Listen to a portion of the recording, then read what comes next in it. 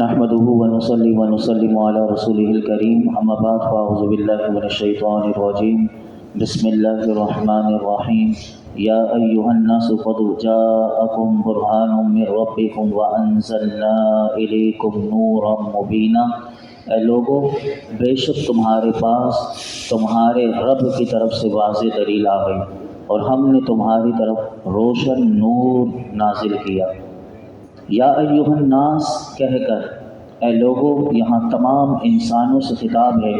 وہ کہیں کے بھی ہوں اور کبھی بھی ہوں، ان سب سے اللہ رب العالمین نے خطاب کیا۔ تو اس سے پتہ چلا کہ نبی کریم صلی اللہ علیہ وسلم کی نبوت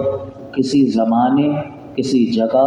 کسی قوم کے ساتھ خاص نہیں، بلکہ عام اعلان فرما دیا گیا، اے لوگوں، تمہارے پاس وہ رسول تشریف لائے جو سر تا پاؤں اللہ کی معرفت کی دلیل ہیں۔ یعنی میں نے اپنے محبوب کو ایسا بنایا ہے اور ایسا بنا کر تمہیں بھیجا ہے کہ سر سے لے کر تم حضور کے قلبوں تک اگر دیکھو گے تو تمہیں اللہ کی معرفت ان کے وجود میں نظر آئے گی، جن کی صداقت پر ان کے معجزے گواہ ہیں اور وہ منکرین کی عقلوں کو حیران کر دیتے ہیں۔ جس قدر معجزے پہلے پیغمبروں کو ملے اس سے زائد میں نے اپنے محبوب کو عطا کیے، بلکہ حق تو یہ ہے کہ میرے آقا علیہ الصلوۃ والسلام از سر تا قدم پاک اللہ کی وحدانیت کہ اللہ ایک ہے، اگر کوئی اس کو سمجھنا چاہتا ہے تو پھر وہ حضور کو دیکھ لے۔ تو فرمایا کہ اسے اللہ کی وحدانیت کا بھی پتہ چلے گا اور اللہ کی ذات کا بھی پتہ چلے گا، اللہ کی صفات کی سب سے بڑی دلیل جو اللہ نے اپنے محبوب کو بنا کر بھیجا۔ اس آیت میں یہی بات بتائی گئی، اور روشن نور سے مراد یہ قرآن پاک ہے۔ ایک تو تمہیں میں نے اپنا محبوب دیا اور ان کے ساتھ روشن نور یعنی قرآن پاک دیا، اور وہ حضور کے صدقے میں تمہیں ملا۔ تو ان دونوں کی ہمیں کتنی قدر کرنی چاہیے یہ اللہ رب العالمین نے اس آیت سے ہمیں بتا دیا۔ آگے ارشاد فرمایا، فَأَمَّا الَّذِينَ آمَنُوا بِاللَّهِ وَاعْتَصَمُوا بِهِ فَسَيُدْخِلُهُمْ فِي رَحْمَةٍ مِّنْهُ وَفَضْلٍ وَيَهْدِيهِمْ إِلَيْهِ صِرَاطًا مُّسْتَقِيمًا۔ تو وہ جو اللہ پر ایمان لائے اور انہوں نے اس کی رسی کو مضبوطی سے تھام لی تو عن قریب اللہ انہیں اپنی رحمت اور اپنے فضل میں داخل کرے گا اور انہیں اپنی طرف سیدھی راہ دکھائے گا۔ ایمان والوں کو کہا گیا کہ رحمت، فضل اور سیدھے راستے کی اس آیت میں بشارت دی گئی۔ رحمت سے مراد جنت ہے کہ اگر جو اعمال صالحہ کریں گے تو ایمان والوں کو اللہ نے کہا میں رحمت دوں گا، تو رحمت سے مراد جنت ہے، اور فضل و کرم سے مراد وہ جنت میں جو اللہ کا کرم بالائے کرم ہوگا وہ مراد ہے، اور سیدھا راستہ وہ دین اسلام کا راستہ ہے جو اللہ نے ہمیں اپنے حبیب کے صدقے میں عطا کر دیا۔ کہا کہ یہ سیدھا راستہ تمہیں سیدھا اللہ کے قرب تک پہنچا دے گا۔ تو یہی بات اس آیت میں بتائی۔ آگے ارشاد فرمایا، اس سورۃ النساء کی آخری آیت اور اس کے بعد سورہ نساء مکمل ہو جائے گی۔ یستفتونک قل اللہ یفتیکم فی الکلالہ ان امرؤ ہلک لیس لہ ولد ولہ اخت فلها نصف ما ترک وهو یرثها ان لم یکن لها ولد فإن كانت اثنتین فلهما الثلثان مما ترک وإن كانوا إخوة رجالا ونساء فللذكر مثل حظ الأنثيين يبين الله لكم أن تضلوا والله بكل شيء عليم۔ اے حبیب، تم سے فتویٰ پوچھتے ہیں کہ تم فرما دو اللہ تمہیں کلالہ کے بارے میں فتویٰ دیتا ہے۔ اگر کسی مرد کا انتقال ہو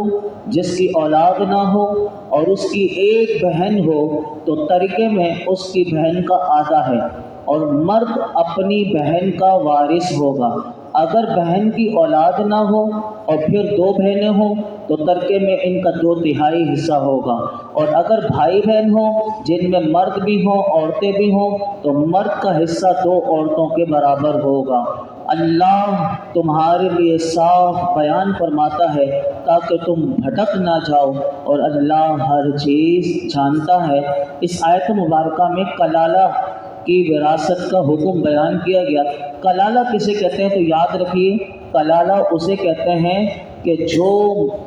جب مر جائے تو اس اپنے بعد نہ اس کا باپ ہو نہ اس کی اولاد ہو، اسے کہتے ہیں کلالہ، یعنی مرنے والے کا نہ باپ ہے نہ اولاد ہے۔ تو اس آیت کا پہلے شان نزول سن لیجئے، پھر میں اس کی جو 3 احکام ہے وہ بھی بتا دیتا ہوں۔ اس آیت کا شان نزول بخاری شریف میں، مسلم شریف میں یہ ہے کہ حضرت جابر بن عبداللہ رضی اللہ عنہ یہ بیمار تھے، تو میرے آقا علیہ الصلوۃ والسلام اور حضرت صدیق اکبر رضی اللہ تعالیٰ عنہ کے ساتھ حضور ان کی عیادت کے لیے تشریف لے گئے۔ حضرت جابر رضی اللہ تعالیٰ عنہ کی جب عیادت کے لیے حضور تشریف لے گئے، اس وقت حضرت جابر بے ہوش تھے، تو میرے آقا علیہ الصلوۃ والسلام نے اسی جگہ وضو فرمایا، اور وضو کا پانی وہ جمع تھا، اور وضو کا پانی حضور نے ان کے چہرے پر ڈالا، اور فرمایا کہ اس سے جب حضور نے اپنے وضو کا پانی ان کے چہرے پر ڈالا تو ان کی آنکھیں کھل گئیں، اور انہوں نے نبی کریم صلی اللہ علیہ وسلم کو دیکھا، اور حضور کی بارگاہ میں انہوں نے آنکھیں کھولتے ہی عرض کیا کہ یا رسول اللہ صلی اللہ علیہ وسلم، میں اپنے مال کا کیا انتظام کروں؟ اس پر اللہ رب العالمین نے یہ آیت مبارکہ نازل کی، اور اس میں یہ اللہ رب العالمین نے، کیونکہ حضرت جابر کے بعد نہ ان کے والد تھے نہ ان کی اولاد تھی، تو اللہ نے قیامت تک ایسا اگر کوئی معاملہ ہو تو یہ آیت نازل کر دی۔ اور ایک اور حدیث پاک ابو داؤد شریف میں آتی ہے کہ نبی کریم صلی اللہ علیہ وسلم نے اس وقت، حضرت جابر یہ سمجھ رہے تھے کہ میری وفات ہو جائے گی، یعنی میری بیماری ایسی ہے کہ شاید میں زندہ نہیں رہوں گا، تو راوی کہتے ہیں کہ اس وقت ایک اور حدیث پاک میں کہ حضرت جابر رضی اللہ تعالیٰ عنہ سے حضور نے فرمایا،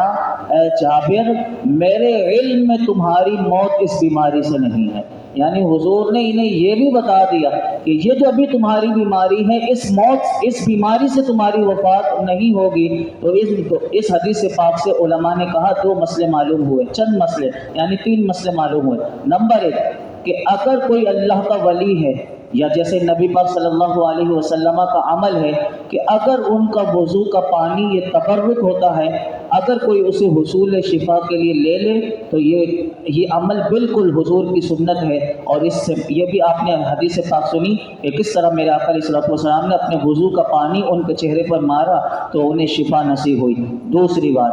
دوسرا یہ حدیث پاک سے پتہ چلا کہ مریضوں کی عیادت کرنا یہ سنت ہے۔ جب بھی کسی مریض کو دیکھنے جائیں تو حضور کی سنت کو ذہن میں رکھتے ہوئے کہ میرے آقا اپنے صحابہ کی عیادت کے لیے جایا کرتے تھے، کائنات کی جان ہو کر حضور اپنے غلاموں کی عیادت کے لیے تشریف لے جاتے تھے، تو یہ کتنی بڑی سنت ہے۔ اسی طرح ویسے تو عیادت کی اتنی فضیلت ہے، اتنی حدیث مبارکہ ہیں کہ بندے کو قدم قدم پر اتنی نیکیاں ملتی ہیں، وہ انشاءاللہ کبھی آپ کے سامنے رکھیں گے۔ نمبر 3 اس سے یہ پتہ چلا کہ اللہ نے اپنے محبوب کو یہ علم بھی عطا فرمایا۔ بعض لوگ یہ کہتے ہیں کہ یہ نہیں پتا تھا کہ حضور کو تو اپنی وفات کا نہیں پتا تھا، نعوذ باللہ۔ یہاں پر دیکھیے کہ حدیث پاک سے پتہ چلتا ہے میرے آقا یہ بھی جانتے ہیں کہ جابر کی وفات اس بیماری سے نہیں ہوگی، حالانکہ حضرت جابر یہ سمجھ رہے تھے کہ میری وفات اس سے ہو جائے گی، تو علماء نے فرمایا کہ میرے آقا علیہ الصلوۃ والسلام کو یہ اللہ نے علوم غیب عطا فرمایا، جس سے آپ نے حضرت جابر کو بتایا۔ اب سنیے کلالہ کی وراثت کے احکام۔ 3 میں مسئلے آپ کے سامنے رکھ دیتا ہوں۔ نمبر 1 جو اس آیت میں بیان ہوئے، جو علماء نے یہاں لکھے، فرمایا نمبر 1 اگر کوئی شخص فوت ہو اور اس کے ورثاء میں باپ اور اولاد نہ ہو، اگر اس کی سگی بہن ہے یا باپ شریک بہن ہے، تو فرمایا کہ وراثت میں سے اسے آدھا مل جائے گا، یعنی جتنا اس کا مال ہوگا اس کی بہن کو آدھا مل جائے گا۔ اور فرمایا کہ اگر ایک ہو تو اس صورت میں اگر بہنیں زیادہ ہیں اور کوئی بھی نہیں ہے تو فرمایا 2/3 مال ان تمام بہنوں میں 2 ہیں یا 2 سے زیادہ ہیں اس میں تقسیم ہوگا۔ نمبر 2 فرمایا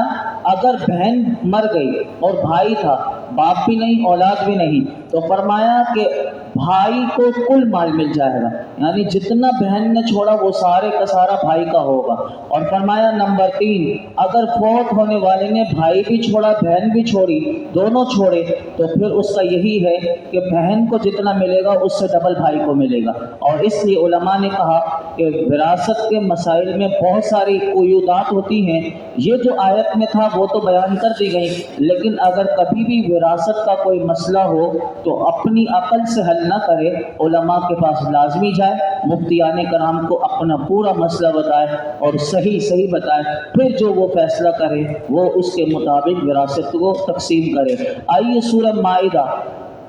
معاہدہ یہ مدینہ منورہ میں نازل ہوئی، سورہ نساء مکمل ہوئی۔ سورہ معاہدہ میں ایک آیت الیوم اکملت لکم دینکم، یہ حجت الوداع یعنی اس عرفہ کے دن یہ نازل ہوئی جس میں میرے آقا علیہ الصلوۃ والسلام نے حج کا آخری خطبہ ارشاد فرمایا تھا۔ یہ پوری سورت تو مدینے میں نازل ہوئی، لیکن اس کی ایک آیت جو ہے کہ آج اسلام بطور دین مکمل ہو گیا، یہ آیت عرفہ کے میدان میں نازل ہوئی تھی۔ اس سورت میں 16 رکوع ہیں، 120 آیتیں ہیں اور 12,464 اس میں حروف آئیں گے۔ سورہ معاہدہ میں 12,464 حروف ہیں۔ معاہدہ کسے کہتے ہیں تو یاد رکھیے، عربی میں معاہدہ کہتے ہیں دسترخوان کو،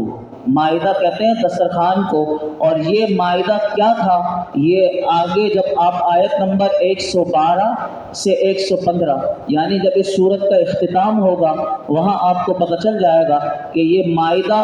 کون سا تھا، یہ آسمانی دسترخوان تھا، اس کا کیا تذکرہ ہے، انشاءاللہ اس مقام پر آپ کے سامنے بیان کر دیا جائے گا۔ اور اسی طرح